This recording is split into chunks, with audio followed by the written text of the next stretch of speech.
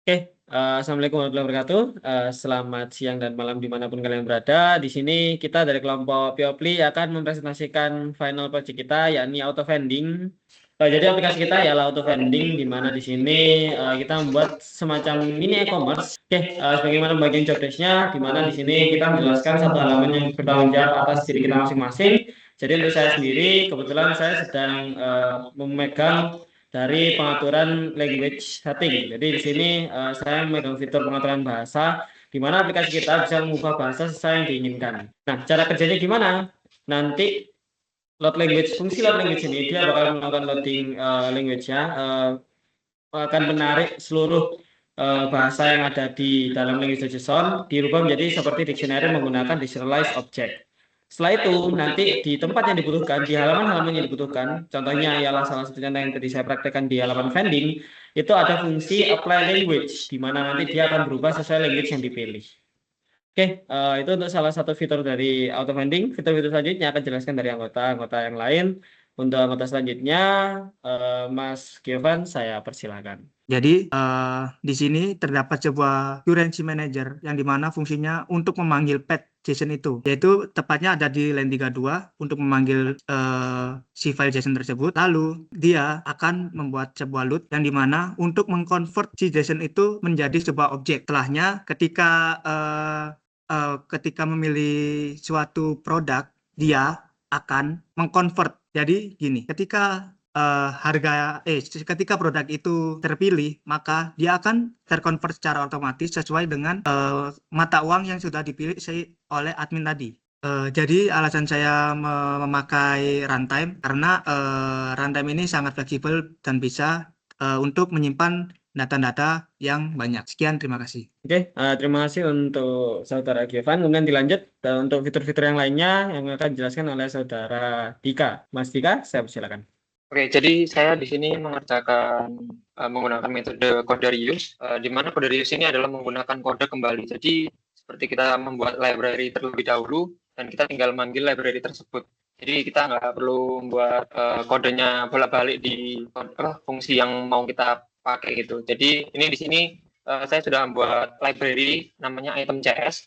Jadi di sini bisa ada nama produk, harga, stok dan lain-lain ini. Jadi sudah kayak template gitu library-nya. Nah, kita tinggal manggil item CS ini coba kita contoh ke vending.cs ini. Vending.cs itu jadi sebelum kita manggil ke kodenya, kita kalau kata Pak Vidi, kita kenalan dulu di atas using auto vending.core itu kita manggil ininya library-nya dulu. Nah, lalu bisa langsung dipakai di bawah itu. Ya singkat seperti itu aja biar mempersingkat waktu juga. Nah, alasan saya menggunakan kode reuse di sini ya itu tadi, daripada kita menulis kode berulang-ulang, jadi lebih baik kita menggunakan kode reuse, membuat library terlebih dahulu. Mungkin begitu penjelasan singkat dari saya, dilanjutkan ke teman-teman yang lain. Terima kasih. Oke, terima kasih Mas Dika atas penjelasannya untuk di metode kode reuse ya. Cukup menarik, jadi sebagai template yang jadi backbone semua aplikasi kita. Oke, selanjutnya dilanjutkan oleh saudari Evi. Untuk waktunya saya persilakan. Oke, baik. Terima kasih atas waktunya. Di sini saya mengerjakan halaman payment, tapi juga untuk tekniknya saya menggunakan teknik namanya itu automata. Automata ini digunakan untuk mempermudah kita dalam mengakses status. Misal kayak kita lagi pembelian, awal-awal kan aplikasinya itu diam. Kemudian setelah itu ketika kita pilih produk, kita statusnya lagi milih produk. Terus setelah itu pas kita check out, dia statusnya pindah ke pembayaran. Kalau pembayaran sudah, kita kembali ke aplikasi yang mode diam atau kita biasa sebut dia idle. Nah, oke, jadi yang pertama itu kita siapkan model state-nya, yaitu kalau saya siapinnya itu vending state.cs. Di sini tuh isinya ada idle, selecting items, processing payment, dan turn off. Oke, seperti yang saya jelaskan tadi sebelumnya.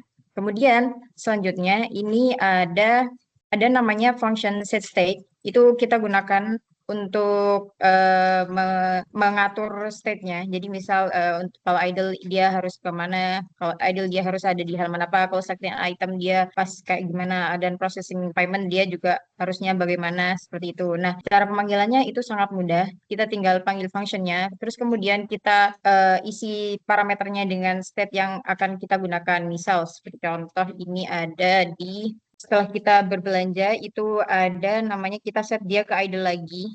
Kalau dari saya sendiri sepertinya sudah cukup. Mungkin saya akan kembalikan lagi ke Kak Zidan. Terima kasih. Oke, terima kasih Saudari Afi. Kemudian selanjutnya salah satu backbone dari aplikasi kita juga, yakni dari Saudara Farhan. Untuk waktunya saya persilahkan. Baik, saya Farhan izin menjelaskan bagian penerapan dari table driven sendiri ya. Jadi jika diperhatikan pada halaman add product-nya tadi itu, saat kita ingin mengatur data produk, di sini akan ditampilkan tabel dengan 4 kolom, yaitu ID, nama produk, harga produk, serta stok. Table driven diterapkan pada validasi saat memanipulasi data produk tersebut. Alur transaksi nantinya seperti tidak boleh bernilai negatif atau bahkan berisikan karakter huruf. Jadi harga dan stok ini harus berupa angka. Nah, jika diperhatikan pada kode aplikasinya, pada itu private void DGV produk itu adalah kode yang untuk menampilkan tabelnya nanti. Di sini table driven hanya memvalidasi kolom harga produk dan stok untuk menentukan aturan validasi menggunakan kolom name, kolom terkait sebagai identifier. Jadi mengenai apa ya? Jadi di line itu menggunakan kolom name-nya itu sebagai pencarian validasinya nanti. Jika sesuai dengan harga produk atau stok nanti baru ada syaratnya. Jadi mengenai kolom ID nanti akan terisikan otomatis, sementara untuk nama produk tidak berisikan aturan yang terlalu kompleks karena saat membuat produk baru pun sudah ada nama default-nya sendiri. Untuk kesempatan presentasi kali ini mungkin saya cukupkan sampai sini dulu. Terima kasih banyak atas kesempatannya. Oke, saya akhiri. Assalamualaikum warahmatullahi wabarakatuh.